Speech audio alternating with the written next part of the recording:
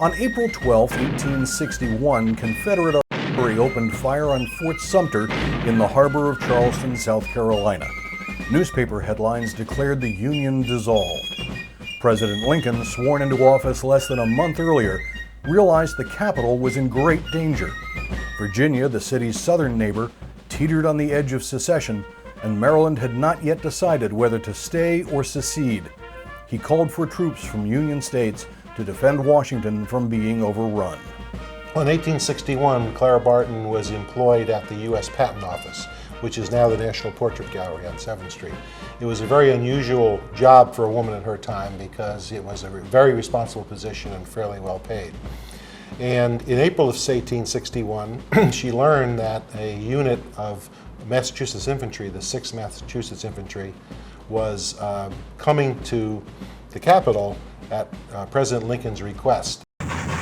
On Wednesday, April 17th, the same day Virginia seceded, the 6th Massachusetts Volunteers from Lowell, Massachusetts, boarded a train for the trip to Washington. The train stopped in Baltimore Friday morning, April 19th, where the troops had to change trains for the final 40-mile ride to Washington. But in Baltimore, the troops discovered themselves facing a riot. The mob, described by one newspaper as Baltimore Plug Uglies, began hurling bats and cobblestones dug from the streets. Shots rang out, first from the rioters and responding from the troops. Marched double quick, the troops broke, running for their lives, leaving nearly everything but the clothes on their backs behind them. The train rolled out. The 6th Massachusetts had suffered 4 and 36 wounded. So she knew that there were going to be people in that unit that she knew, that she had grown up with and had known through her teaching career.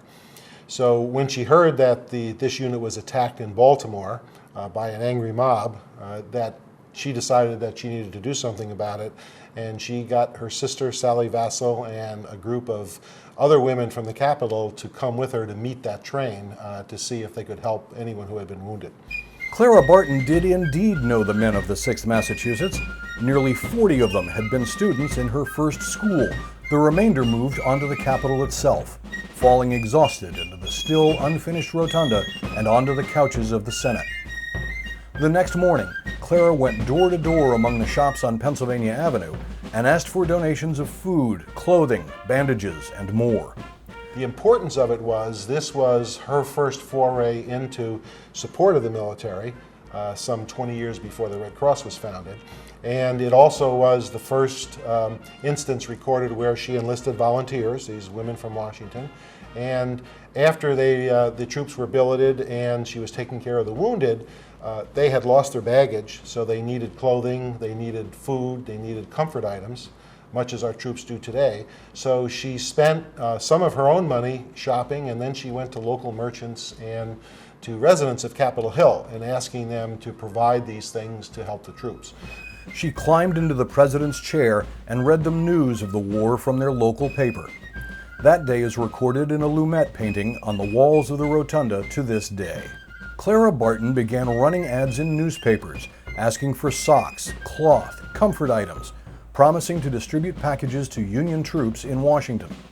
Within weeks, Clara had collected so many boxes and barrels that she was forced to move to larger quarters, where she stored them behind a partition, living in what her friend Fanny Childs described as a kind of tent life. On July 3, 1861, she received her first battlefield pass, granting her permission to deliver what she had collected directly to troops in the field.